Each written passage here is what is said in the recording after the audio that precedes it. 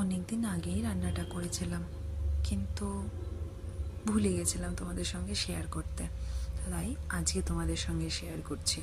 প্রথমেই পাঁচমেশালি মাছগুলোতে নুন হলুদ মাখিয়ে সাইড করে রেখে দিয়েছিলাম। কিছুক্ষণ ম্যারিনেট হয়ে যাওয়ার পর তেলটাকে ভালো করে গরম করে সবকটা মাছকে একসঙ্গে দিয়ে ভেজে নিয়েছিলাম। খুব যে কড়া করে ভাজতে হবে তা কিন্তু নয়, হালকা একটু ভাজলেই হয়ে যাবে। তারপর আমি পাশে কেটে রেখেছিলাম গাঁঠি কচু, কারণ আজকে সবজিটা গাঁঠি কচু দিয়েই রান্না করব। তারপর আবার কড়াতে তেল দিয়ে দিলাম, ফোড়নে দিয়েছিলাম কালো জিরে, আর গাঁঠি কচুগুলো ভাজতে দিয়েছিলাম। দেখো কি হাল, একদম যেন ওই দিনকে আগুন ধরিয়ে দিয়েছিলাম। থ্যাংক গড বেঁচে গেছি। তারপর একটা মশলা তৈরি করেছিলাম, সেটা দেখাতে তোমাদের এখানে ভুলে গেছি। আমি বলে দিচ্ছি কি কি ছিল। লঙ্কা স্বাদ মতো, একটা পেঁয়াজ, আর এক দুটো রসুন, আর কিছুই ছিল না ওতে। হ্যাঁ, টমেটোও দিয়েছিলাম।